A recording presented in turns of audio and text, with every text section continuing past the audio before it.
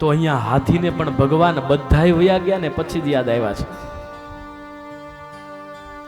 હે ગોવિંદ હે ગોપાલ अब तो जीवन हारे.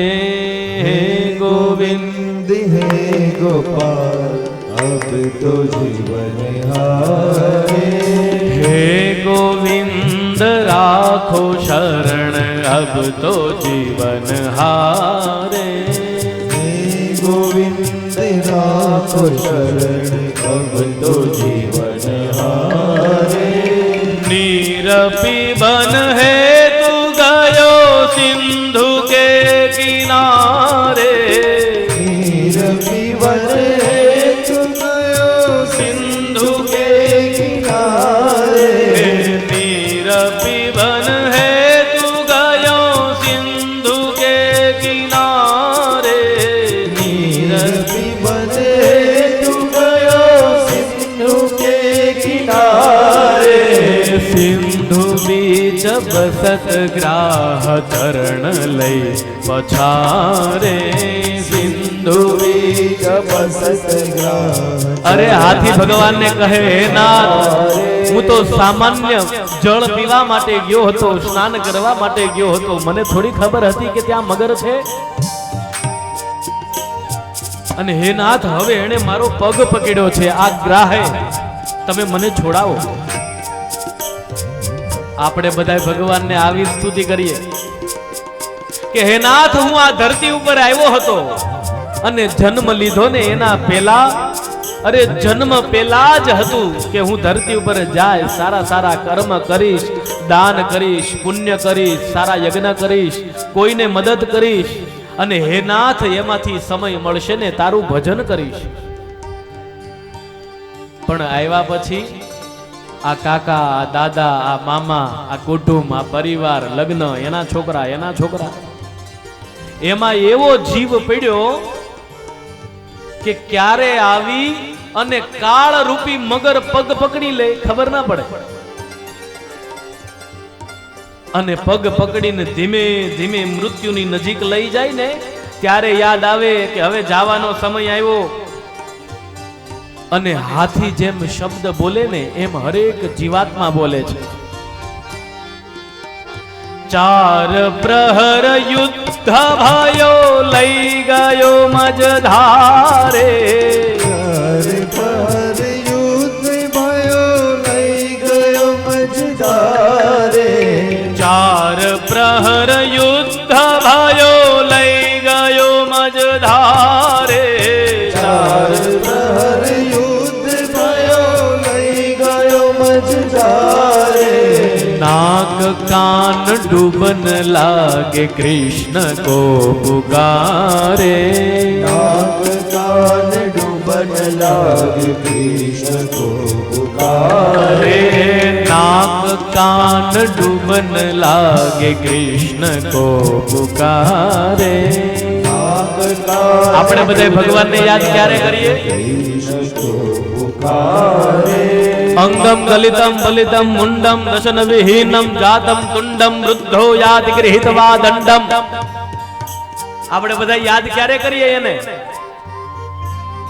કે ધીરે ધીરે ઉંમર વધી જાય, આંખનું તેજ બરાબર રહે નહીં.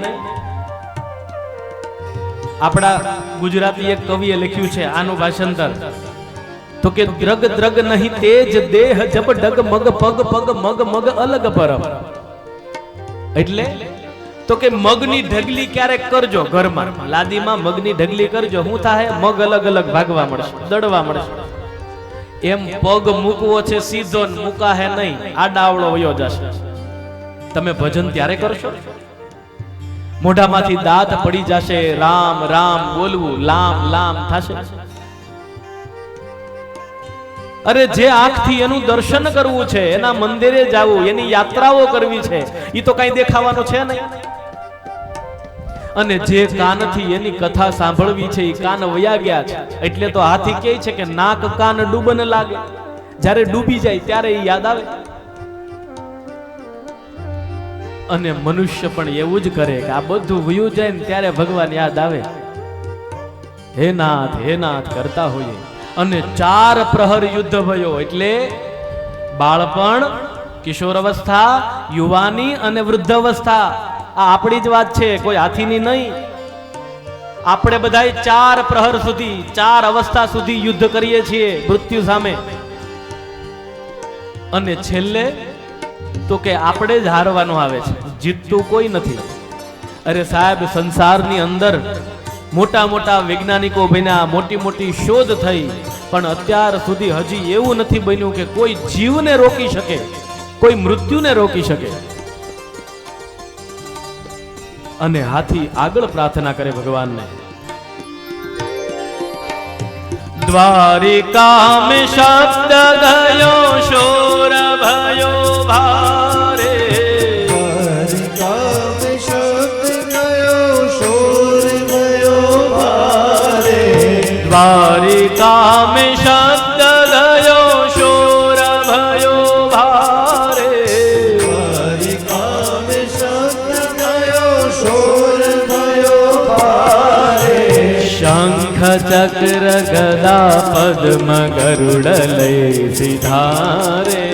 શંખ ચક્ર ગદા પદ્મ ગરુડ લઈ સિધારે. શંખ ચક્ર ગદા પદ્મ ગરુડ લઈ સિધારે. શંખ ચક્ર ગદા પદ્મ ગરુડ લઈ સિધારે. અરે જેવો દ્વારકાની અંદર અવાજ આવ્યો, ભગવાનને જેવા યાદ કર્યા હાથીએ, હે હરી, અને હરિ દ્વારકાથી નીકળી ગયા અને સીધા જ શંખ ચક્ર ગદા પદ્મ લઈ ગરુડ ઉપર બેસીને એની સામે ઉભા છે. અને આવીને પોતાના સુદર્શન ચક્ર વડે સૌ પ્રથમ આ ગ્રાહનો મોક્ષ કર્યો છે, યાની કે મગરનો, અને પછી હાથીનો મોક્ષ કર્યો છે. અને એટલા માટે જ વૃત્રાસુરે સ્તુતિ કરી હતી, શું? દાસાનો દાસો, કે હે નાથ તમે આવો તો તમને બોલાવ્યા હતા કોણે? તો કે હાથીએ. તમારો ભક્ત કોણ હતો? તો કે હાથી. તો મોક્ષ પેલા કોને આપવો જોઈએ? હાથીને. પણ નહીં, એનો પગ પકડેલો હતો ને, એ મગરને પેલા મોક્ષ આપ્યો છે. તો ભગવાન મોક્ષ પોતાના ભક્ત કરતા એનો ભક્ત હોય ને એને પેલા મોક્ષ આપે. અને એટલા માટે જ આપણામાં સાધુ, સંત, બ્રાહ્મણો, સુખદેવજી મહારાજ, આ બધાનું પૂજન ખાસ છે, સન્માન ખાસ છે. કેમ? તો કે કદાચ સીધા આપણે ભગવાન સુધી નહીં પહોંચી શકીએ, સંસારની માયાની અંદર પડ્યા, મન થોડી વાર લાગ્યું, થોડી વાર ભટકી ગયું, તો જે હંમેશા ઈશ્વરની નજીક રહેવા માટે 24 કલાક જેનો જપ કરે છે, એનું પણ પૂજન કરી લેશું ને તો ઈશ્વરના પૂજન સમાન છે. અને આ ભજન કોણ લખે? તો કે સુરદાસજી મહારાજ.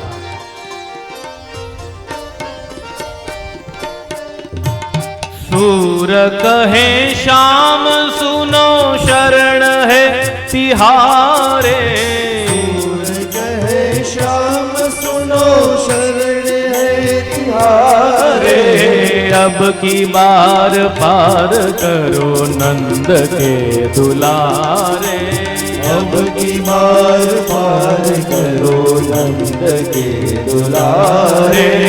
अब की बार पार करो नंद के दुलारे. अब की बार पार करो नंद के दुलारे. સુરદાસજી મહારાજ સ્તુતિ કરે એમ હરેક જીવ જ્યારે જવાનો હોય ને ભગવાન આવે ને તો કે પ્રભુ આ જન્મમાં મારાથી કાંઈ નથી થયું, પણ હવે જે બીજા જન્મમાં આવીશ ને ત્યારે તારું ભજન કરીશ.